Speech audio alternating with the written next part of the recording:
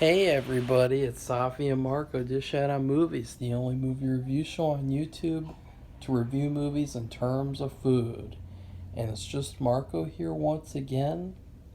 As promised, I wanted to get this one out of the way, honestly, because I realize, the timing is so hilarious because just as I chose to do a Lillian Gish week, we're like days away from February, which is quote unquote Black History Month. And so I really didn't want to do a Birth of a Nation review in Black History Month. I thought that would be pretty bad, especially since most of this movie is really, that it's not even black actors in the movie. And so I thought that would be a terrible idea. And I wanted to get it over with, especially since it's 3 hours long. And boy, oh boy, did I feel the time. I felt like whenever I watch silent movies, no matter what movie it is, it feels like time has come to a standstill. And honestly, it's not like this movie, it is better, but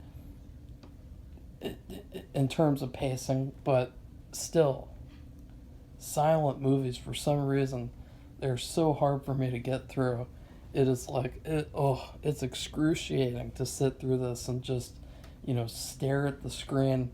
And on top of that, I watched this on YouTube, the 3 hour and 15-minute version, and the version on YouTube did not have any music. So I was just, oh, oh, oh, oh, the horror. It was painful. It was very painful to sit through this and just to be like, oh, God, just wish I could be doing anything else right now. Like, I haven't watched my two X-Files episodes today, so I guess I'll just watch four tomorrow. Which that sucks too. Gotta watch fucking X-Files all the time. It's like I don't even want to watch it anymore, honestly. But anyways, this movie, it's hard to talk about this movie without having some sort of a controversy. I don't really care because it's a movie. It's not real life at the end of the day.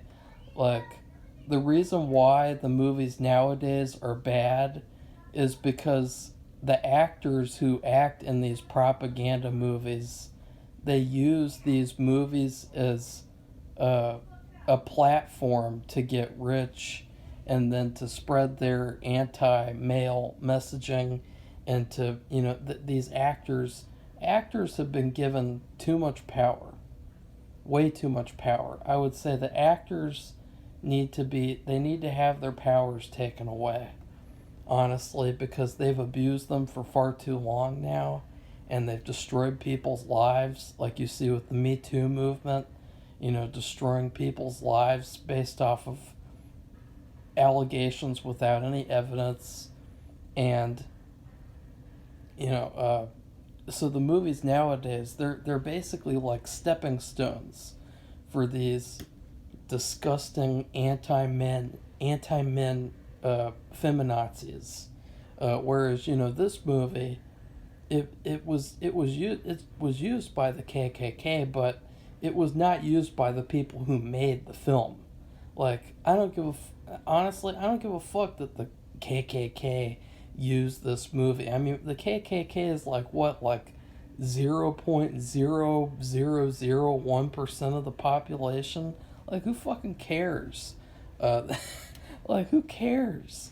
Like, there's tons of movies that people worship as cult movies, and there's movies that, like, The Class of 1984, and that movie has, like, rape and animal abuse and shit, and you don't see anyone complaining about people showing people that one. Like, who cares? It's a fictional movie. Like, it's literally not gonna hurt you. And the same people who who complain about this, well, it's basically the same argument as when people say that video games cause school shootings, which is complete bullshit. We know that that's not true. So this movie, I really don't care about the whole controversy. I'm gonna laugh at it because, America is not like that anymore. In fact, we basically gone in the opposite direction where now, uh, it's as divisive as they show in this movie.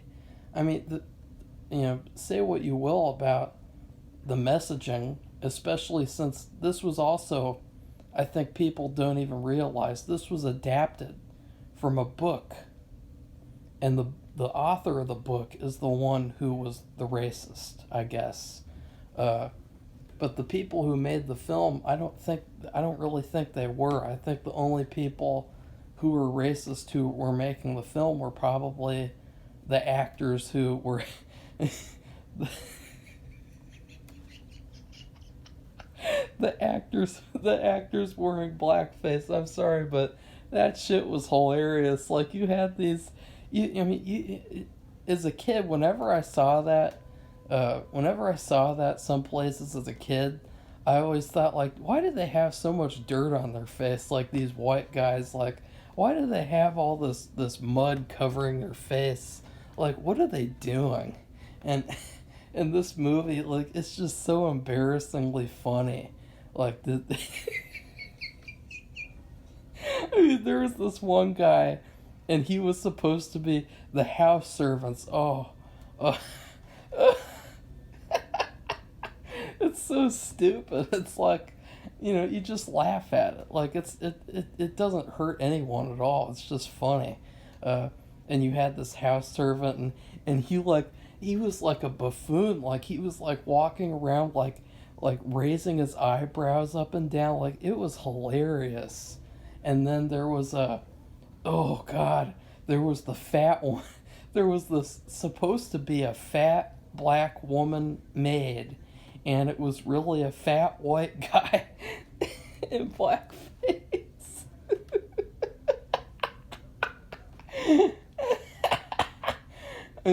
I mean, how did the casting process go for that? Like, like, did they have like a million different guys audition in blackface and then go like, yeah, that's the most realistic one? Like, like, it is just so funny. And we haven't even begun talking about the funny stuff in this movie. I mean, let's just talk about the movie. Let's just let's just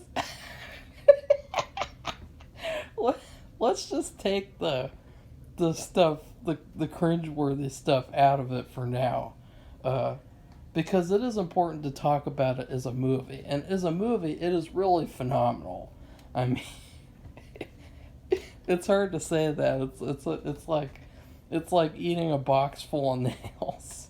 But it is a very well made film. It's just, it is so well made in terms of the. It's a giant spectacle. Like, this is bigger than Infinity War. This is bigger than Endgame, because all that shit is computer generated. Okay, this is real. This is real life. This is actors in costumes fucking fighting each other, pretend fighting, and it looks so cool. It's so well made, and I gotta be honest, like, I couldn't take my eyes off of the screen because every single picture of the movie was like a painting. It was so perfectly, uh, just the shots were just so well thought out. And what's amazing is I looked up, and D.W. Griffith, he made this movie without any script or any notes. He just had this whole movie in his head. And I thought, wow, see, you can tell that guy is a filmmaker. That is a guy who should make movies, because I would definitely pay money to see that film. in theaters at that time to just see the reactions. Number one, because they'd be fucking hilarious, but number two, because it's a genuinely good movie. Like if you just take out the stuff, the controversial stuff, if you take all that out, it's actually a really good film. It's not a great film. Like it's not like I probably never watch it. I probably never watch it again, unless it was like for a funny commentary or something. But I still liked it. Like it really, for some reason, like it was just such a shock that it was this good. Especially since most other silent movies, I have a hard time watching them, and they just bore the shit out of me. And this one, it still bored me. I still fell asleep like twice. Uh, but it is an improvement. Like I enjoyed watching this movie, and I loved just the spectacle of things, and I loved the attention to detail. And this movie was epic. I mean, it was a literal epic. And so I really loved it in terms of that. The performances were really, really good. Uh, the main ones, I should say. The people who aren't pretending to be a different race. Uh, the main guy, I can't remember any of their names except for uh, Lillian, which I know her name is Elsie in the movie. I'm gonna make sure to remember the character she plays in each movie that I watch of hers. Uh, and they did a really good job. The main guy, he was pretty sympathetic, but what was more interesting about it was that he was just always like at the wrong place at the wrong times. Like he would just, it was almost like the universe was like constructing these scenarios for him to see, and so it was funny. Like he's on the beach just randomly, and this is probably one of the funniest movie scenes I've ever seen, where where you see these two white kids and they're running and they're crying, and they have like a white sheet and they cover themselves with it to protect from these black kids who are bullying them. And it is the funniest shit ever when you real when you realize that, like, the author is saying that that's like the origin story for the KKK. Like that is just, it's just it's just so funny. It's like, this is like comical. It's like a cartoon. It's like, who wrote this? Like Quentin Tarantino? Like, uh, yeah, that scene was hilarious. But I don't know. This movie, it's troubling because the first half, I watched this movie in two halves. I watched the first half, and then I took a break, and then I came, like a 5 minute break, and then I came back and finished it off. The first half is really not racist at all. Like the first half is just, it's just pretty like historical and historically like accurate, and it's really not problematic. But then the second half just gets worse and worse and worse and worse.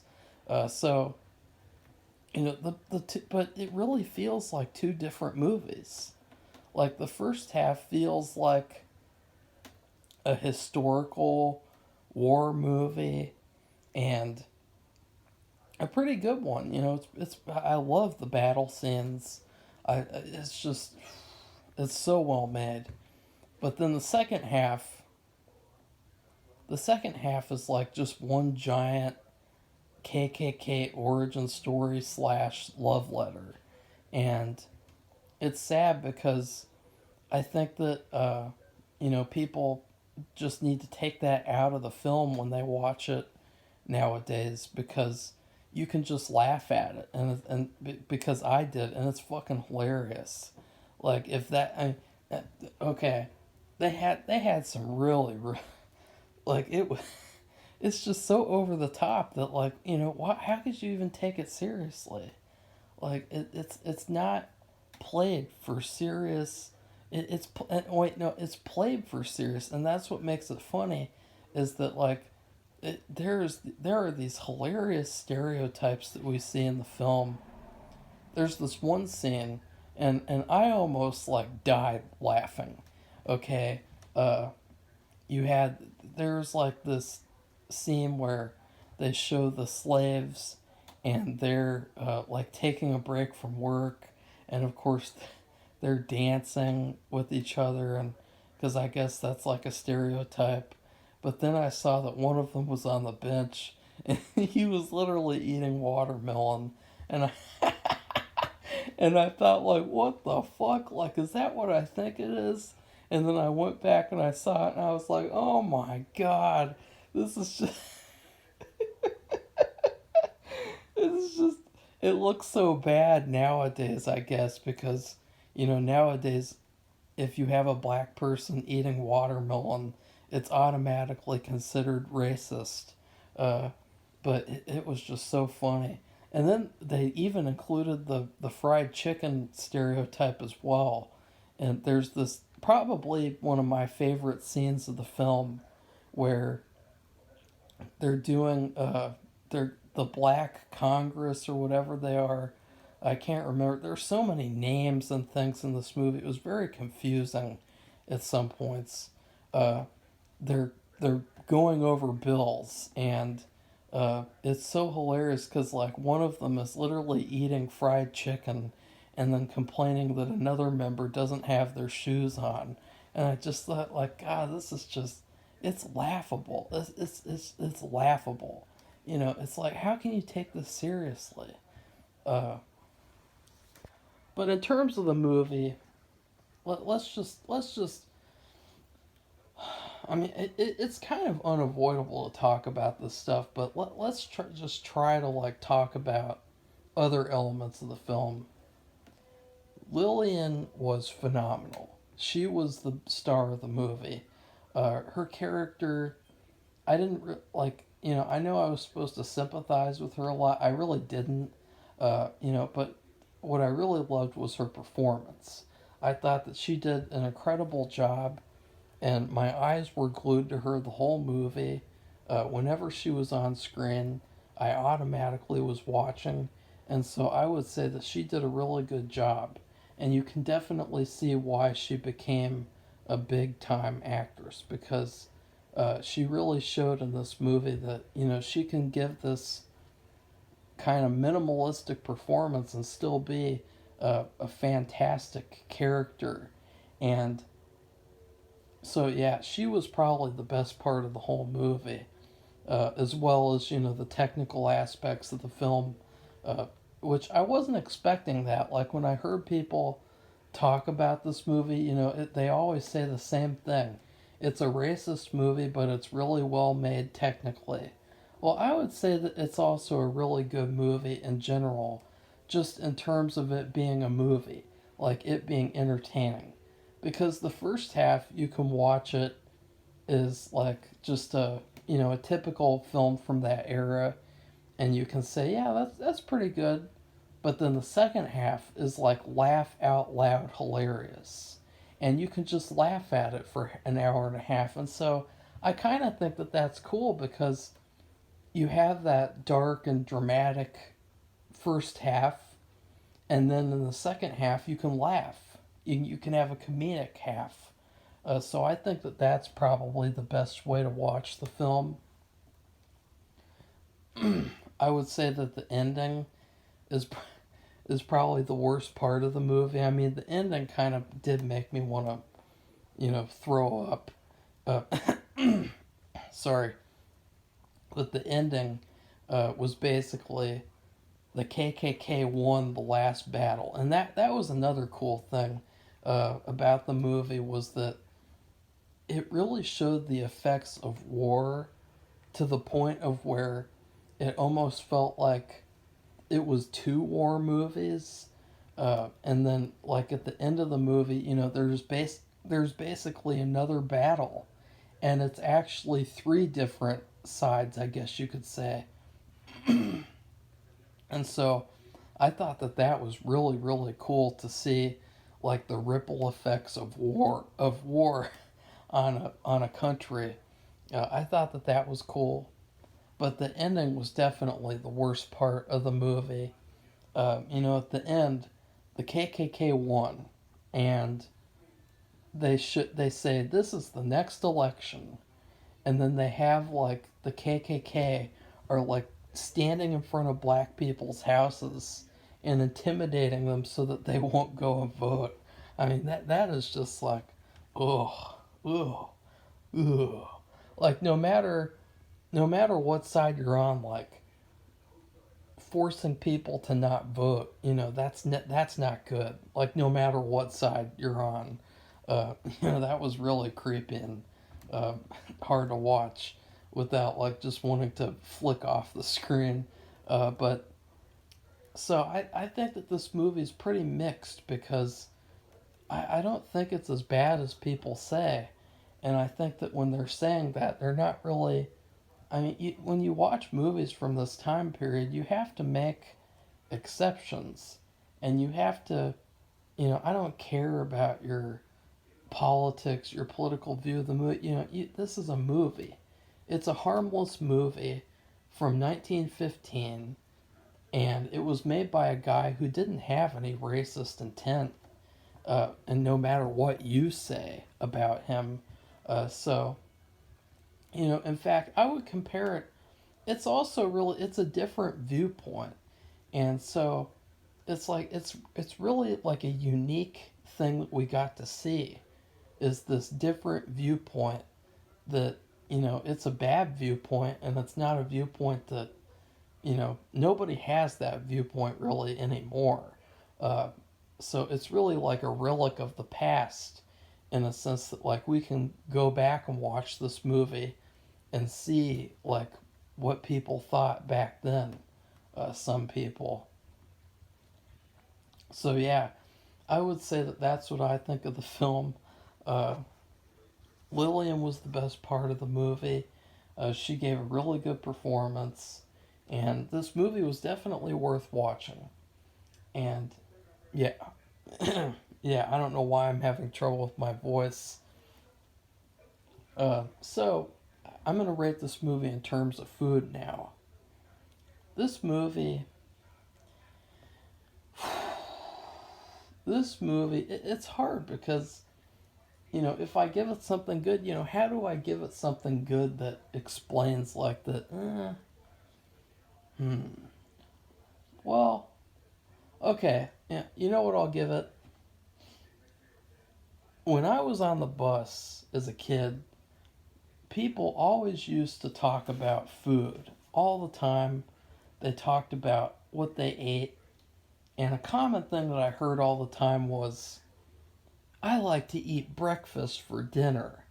And I thought, ugh, gross. Like, ugh, breakfast for dinner. Like, ugh, I don't want to eat that at all. This movie is kind of like eating breakfast for dinner. You're seeing a different side, you're seeing a different viewpoint that's not a good one. But it's a very interesting film to watch for the technical aspects of it. I mean, it's so well made. Like, and I know it's funny that I keep saying that, but it really is because it really made me just glued to the screen. Like, the guy who made this knew what he was doing. So, yeah, I would say that I would highly recommend watching this movie. The way that I said, watch the first movie and keep in mind, too, probably the worst aspect of the movie are all the actors who are wearing blackface. I mean, that's the worst part because it's just so cringeworthy and embarrassing to watch. Uh, it's just it's kind of like just like why, like they had all these black actors in certain scenes, and so like why not just have them play the characters? Like I don't get it. It's very weird, very very weird. So I can't wait to watch the next Lillian Gish film. It probably won't be for a couple of days, But until then, please like this video, comment, and tell me, because I know that some people are going to disagree because, they just can't turn their brains off and just like watch it for what it is. And, I've been reading a book that was written by a serial killer too, and he talks all about like how he loves to cut up women and rape them, and he calls them all whores and sluts. And I'm not saying that that's a bad book just because of that. And so, like, you just have to look at it for what it is, and to stop like with your 2022 viewpoints. Because I gotta say, like, watching this makes nowadays agenda movies look even worse, because if you call this an agenda movie, well, I would say at least it's good.